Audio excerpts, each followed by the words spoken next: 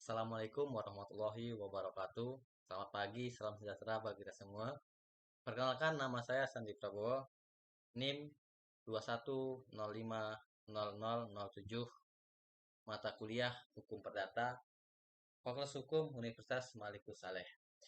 Nah, baik, di video kali ini saya ingin membahas beberapa tentang hukum perdata.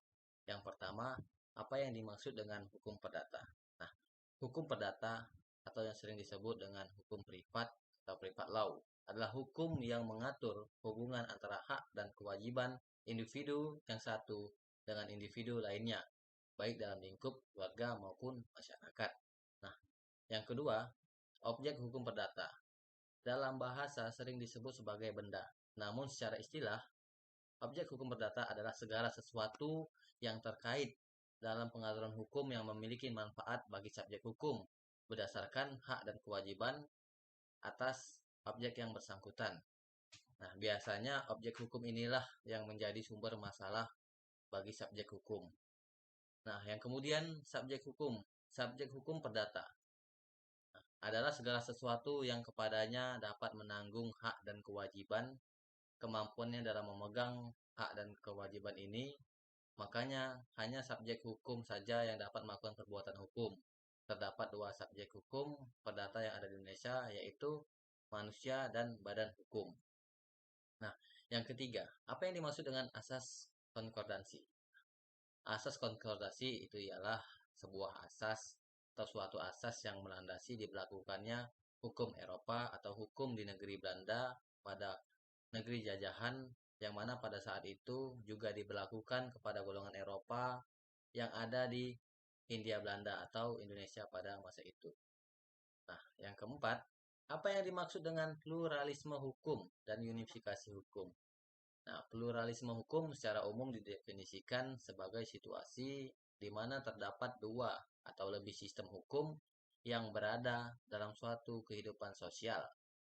Pluralisme hukum harus diakui sebagai sebuah realitas masyarakat, yang mana pluralitas ini disebabkan oleh keanekaragaman penduduk Indonesia. Nah, yang kemudian unifikasi. Apa itu unifikasi hukum?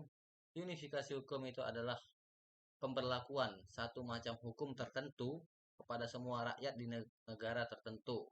Jika suatu hukum dinyatakan berlaku secara unifikasi, maka di negara itu hanya berlaku satu macam hukum saja. Tidak boleh bermacam-macam hukum. Nah, kemudian yang kelima, jelaskan penyebab terjadinya pluralisme dalam hukum perdata di Indonesia. Nah, adapun faktor yang menyebabkan terjadinya pluralisme hukum perdata di Indonesia ialah faktor golongan penduduk, di mana setelah proklamasi kemerdekaan sejak berlakunya Undang-Undang Darurat Nomor 1 Tahun 1951, Ketentuan Pasal 163 ISJO Pasal 75 RR secara formal tidak berlaku lagi. Nah, kemudian yang keenam, jelaskan tentang kewenangan berbuat dan siapa saja yang wewenang berbuat. Nah, pengertian wewenang berbuat terdapat dua pengertian. Yang pertama, cakap atau mampu berbuat karena memenuhi syarat hukum, kecakapan dan kemampuan berbuat hukum. Nah, yang kedua, kuasa atau berhak berbuat karena diakui oleh hukum walaupun tidak memiliki syarat hukum, kekuasaan atau wewenang berbuat. Kemudian siapa saja yang mempunyai wewenang berbuat hukum? Nah, yang pertama, seseorang yang sudah dewasa, dalam artian berumur 21 tahun. Dan yang kedua, seseorang di bawah umur 21 tahun, tetapi sudah menikah. Yang ketiga, seseorang yang tidak sedang menjalani hukuman. Dan yang keempat, berjiwa sehat dan berakal sehat. Nah, kemudian yang ketujuh, sebutkan dan jelaskan siapa saja yang mempunyai wewenang, yang tidak mempunyai wewenang berbuat.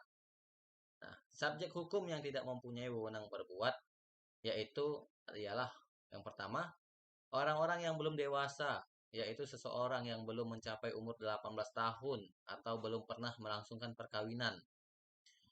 Nah, yang tertera dalam pasal 1330 KUH Perdata, JO pasal 47 Undang-Undang Nomor 1 tahun 1974. Nah, yang kedua, orang-orang yang ditaruh di bawah pengampunan, yaitu orang-orang dewasa tapi dalam keadaan dungu, gila, mata gelap, atau pemboros yang terkait pada pasal 1330 KUH Perdata, JO pasal 433 KUH Perdata. Nah, kemudian yang ketiga, orang-orang yang dilarang undang-undang untuk melaksanakan perbuatan-perbuatan hukum tertentu. Misalnya orang yang dinyatakan valid. Nah, ini tertera pada pasal 1330 KUH Perdata, JO Undang-Undang Kepalitan. Nah, pilot.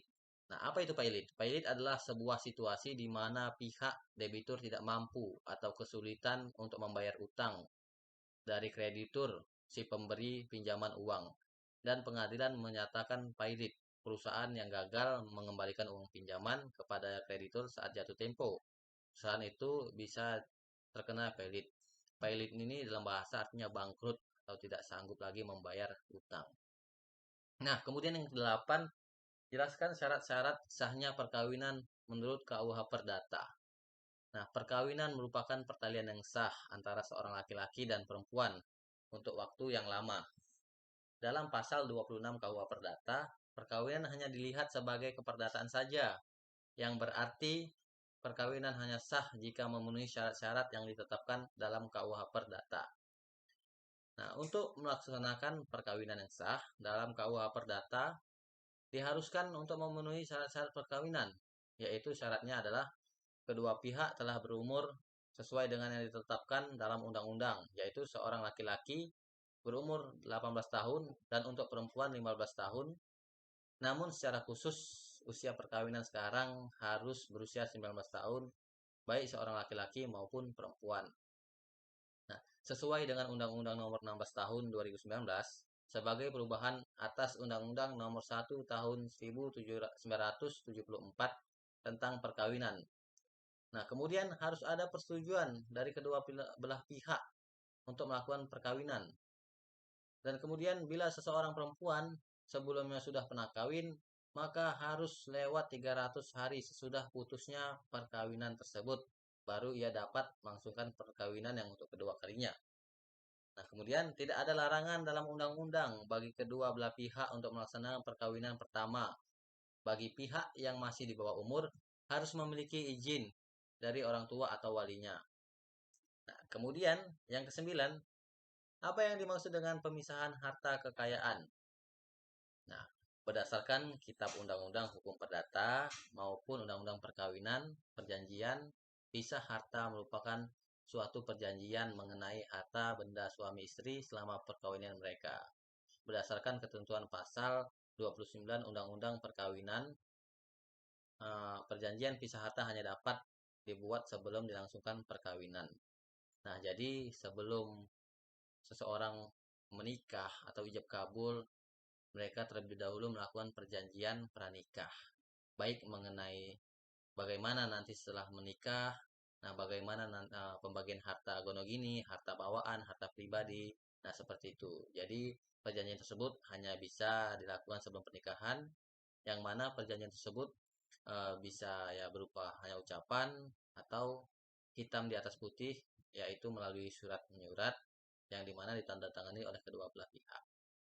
Nah, perjanjian ini tidak tidak dapat diganggu gugat atau dibalikan omongan karena perjanjian ini dilakukan sebelum menikah.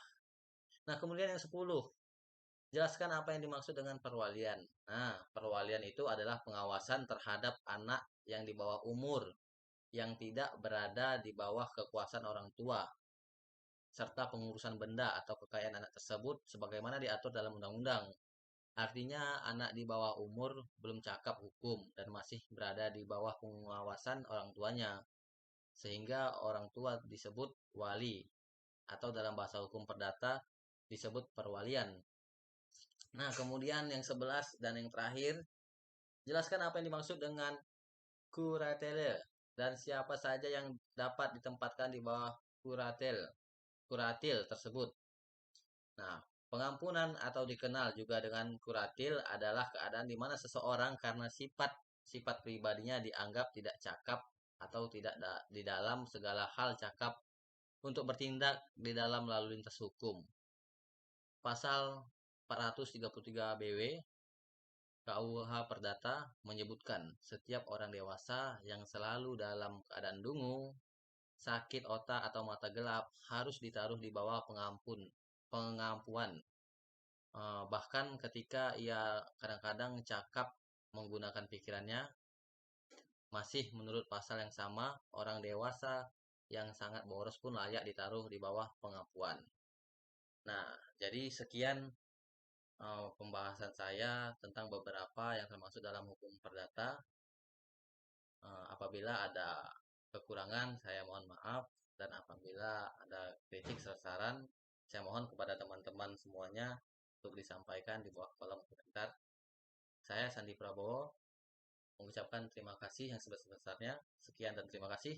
Assalamualaikum warahmatullahi wabarakatuh. Sampai jumpa.